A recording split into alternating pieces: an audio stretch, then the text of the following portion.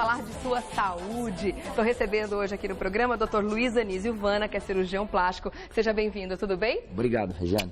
Obrigada pela presença, viu? Obrigado vocês e pelos esclarecimentos. Afinal de contas, a gente vai falar de um assunto que muitas pessoas que já passaram por alguma cirurgia no passado, de repente não se preocuparam com isso, mas a partir de agora vão se preocupar sim, porque é extremamente importante. Cuidar da alimentação antes e depois de uma cirurgia é fundamental para o sucesso dela também? Um dos fatores importantes? Sim, Regiane. Aquela pessoa que se alimenta bem, evita grandes quantidades de bebida alcoólica, que não fuma, ela tem tendência a ter muito mais sucesso na cicatrização e na recuperação em qualquer tipo de cirurgia, independente de ser cirurgia plástica ou qualquer outro tipo de cirurgia. Tá certo, estamos falando da dieta do bisturi, tá, gente? Vamos lá então para os mitos e verdades. A gente vai colocar aqui algumas perguntas na tela para você e você diz se é mito ou se é verdade. Nesse período é recomendado alimentos sem valor calórico significativo. Mito ou verdade? Não, na verdade, a gente precisa de caloria. O que a gente precisa é da caloria do bem. Tá. Então, a gente não deve, a pessoa que vai operar, ou mesmo qualquer outra pessoa, não pode comer o quê? Aquela gordura saturada, aquela gordura da picanha, muita linguiça, fritura. Então, isso não é recomendado. Tá. Agora, você tem que comer uma dieta que tenha a caloria que você gaste durante o dia. Então, por exemplo, uma pessoa normal consome em torno de 2.500 calorias por dia. Então, pelo menos aquela quantidade de caloria você tem que consumir. Tem que estar garantido Lógico, na dieta daquele porque dia. senão você vai o quê? Você vai se enfraquecer, você vai desproteinizar. Tá. Então, alguma caloria você tem que consumir. Só que você tem que consumir aquela caloria que é o que você precisa. Tá, então não pode ter valor calórico significativo, quer dizer, não pode ser super calórica também a dieta dessa pessoa antes Não, de tem uma... que ser balanceada. A pessoa nem pode comer demais, mas também não pode ficar sem comer. Tá. A comida ideal é aquela comida saudável, à base de frutas, verdura, ou mesmo que tenha proteína, que quando você vai fazer uma cirurgia, você tem perda sanguínea. Então você precisa do quê? Você precisa de ferro para fazer hemoglobina. E a maior quantidade de ferro vem justamente na carne. Tá. Então você tem o peixe, você tem carnes magras, que é importante você se alimentar antes de uma cirurgia e até depois da cirurgia. Tá certo, então aqui no caso a gente pode dizer que é verdade? Sim. Tá, ótimo. Vamos lá para a próxima então? Próximo mito ou verdade? Uma boa cicatrização pode ser consequência de uma alimentação adequada. Mito ou verdade? Não, verdade, Verdade, perfeitamente. né? Aquela pessoa que tem uma boa alimentação, que não ingere tanta bebida alcoólica, que não fuma, isso aí faz muita diferença na cicatrização. Por quê? Qual a explicação? Porque dentro do organismo você tem aqueles alimentos que ajudam na própria cicatrização, você tem os alimentos antioxidantes. Um alimento antioxidante melhora a circulação. Então o que acontece? O principal fato para você ter uma boa cicatrização é um bom fluxo sanguíneo. Então você pega, por exemplo, uma pessoa que come muita gordura, que tem as veias obstruídas, que fuma, o cigarro também, ele bloqueia, ele faz vasoespasmo nessa circulação e o alimento não chega. Então, tudo isso faz diferença na hora da cicatrização de uma ferida. Tá certo. Eu vou e verdades, a gente está falando aqui da dieta do bisturi, que nada se compara a fazer regime antes de uma cirurgia, como você já falou, isso nunca deve ser feito, afinal de contas é até perigoso, enfraquece, né, o sistema imune da pessoa, não é isso, doutor? O ideal é sempre fazer uma boa alimentação. A pessoa não pode ficar muito tempo sem comer, não pode querer fazer nenhum regime radical, por causa daquilo que eu te falei. O próprio organismo da gente, ele tem necessidade de alguma caloria. Então você tem que fazer o quê? Uma dieta balanceada, rica em frutas, verduras e sempre evitar fritura. Tá certo. Vamos lá, mais um mito e verdade na tela. A qualidade da pele depende também da exposição solar. Mito ou verdade? Não, isso é verdade. Mas a exposição solar é no horário certo. Porque também se você ficar com a sua pele exposta no horário errado, que é naquele horário que tem muito raios ultravioleta, você desenvolve câncer de pele, você pode fazer queimaduras extensas. Agora, a pele da gente necessita de uma quantidade certa de raios solares, no horário devido. Mas uma pele muito ressecada por causa da exposição excessiva ao sol também é mais complicada na cicatrização? Isso que eu estou falando. Você também não pode ficar naquele... O sol é bom porque ele traz a vitamina D, ele melhora toda a elasticidade da pele. Mas você tem os horários certos de pegar o sol. Geralmente o sol ideal é o sol até as 10 horas da manhã. E das 10 horas da manhã até as 3 horas da tarde é o pior horário para você ficar exposto aos raios solares. E sempre tomar muito cuidado quando você está numa praia, numa piscina, nesse horário, se proteger desses raios solares com os protetores solares, porque senão você vai desenvolver um câncer de pele. essa exposição excessiva do sol, ele causa um envelhecimento precoce na pele também e juntamente também com a maior probabilidade de você ter um câncer de pele. Tá certo. Vamos lá para mais um mito ou verdade?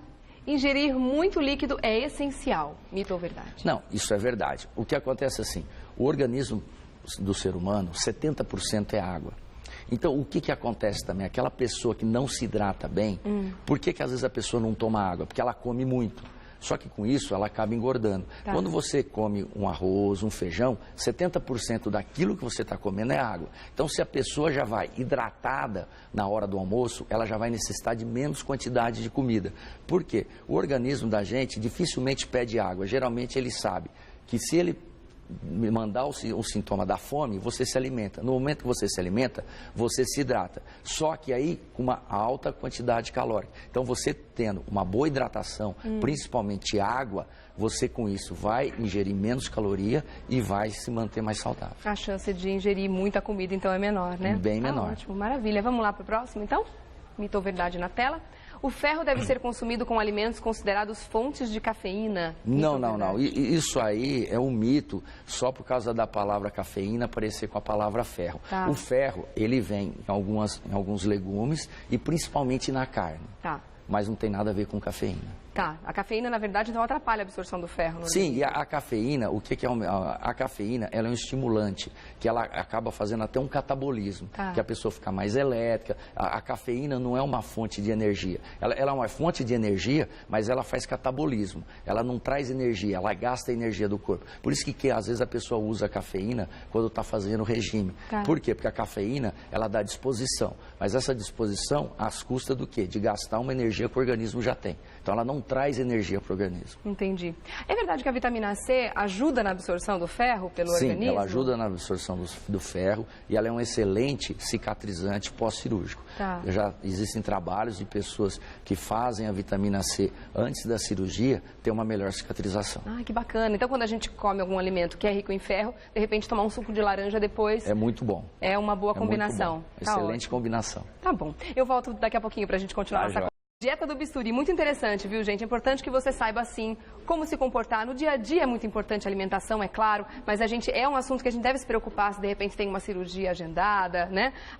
De repente, alimentos que devem ser evitados, por exemplo. Além da boa alimentação, aquela pessoa que fuma, por exemplo, o ideal é parar pelo menos um mês antes com o cigarro. Ah, é? Porque o que acontece? O principal efeito que o cigarro causa, ele tem uma toxina que ele fecha o vaso. Tá. Então dificulta a circulação para a área operada. E isso você pode o quê? Prejudicar essa cicatrização, chegando até a ter uma necrose local. Olha então é muito importante, além da alimentação também, aquela pessoa que faz o uso do tabagismo, ela parar pelo menos naquele período pré-cirúrgico. Quer dizer, o cigarro, além da lista de problemas que ele já pode trazer para a nossa saúde, tem mais esse ainda agora que você citou. Que é muito grave. É verdade. Vamos lá para mais um mito ou verdade na tela. A gordura deve ser ingerida, pois nosso organismo não consegue fabricá-la. É verdade. É verdade. É verdade.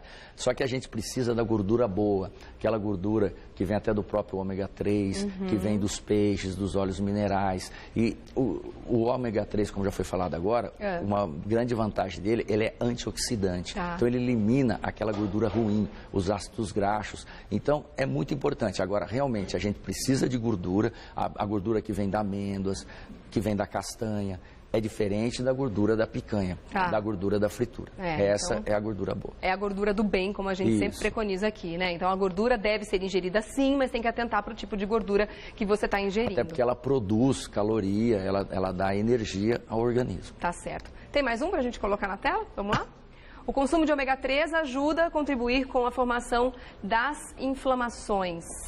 Não, ele não provoca inflamação. O ômega 3, do contrário, combate a inflamação, né? O ômega 3 é um excelente antioxidante, como a gente estava falando. Ele ajuda a gordura do bem, ele elimina a gordura do mal, é realmente muito viável a todas as pessoas. E que a gente encontra em vários alimentos, né? O ômega 3 e o 6 também principalmente, é muito bom. O ômega 3, o ômega 6, principalmente nos óleos minerais, em algumas sementes e nos peixes. Tá. Agora, quais alimentos que devem ser evitados a todo custo num pré-operatório, por exemplo? Você já falou dos alimentos extremamente calóricos, das frituras, da gordura da picanha. Quais outros que devem ser riscados do mapa nesse período? Principalmente muito próximo da cirurgia, você deve evitar aquela gordura muito pesada. Tá. Porque antigamente, você vai operar, você precisa estar bem alimentado, aí a pessoa come uma feijoada na véspera da cirurgia.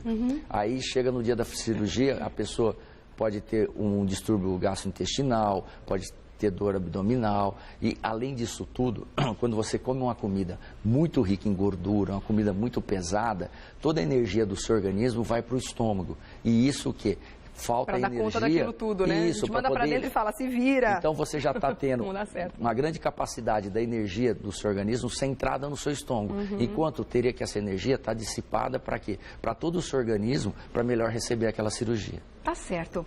Deixa eu agradecer então ao Dr. Luiz Anísio Vana, cirurgião plástico que esteve com a gente hoje, trazendo esses esclarecimentos extremamente importantes para uma vida mais saudável, principalmente para você que tem aí de repente alguma cirurgia agendada, você que vai fazer alguma cirurgia ou não, de repente a gente é surpreendido por uma cirurgia que tem que ser feita, né? Por isso que é muito importante que você já tenha esses hábitos no seu dia a dia. Vou deixar aqui também um site, institutovana.com.br, para você fazer contato com o Dr. Luiz. Instituto Vana, você escreve Vana com W e 2 N's, tá? institutovana.com.br.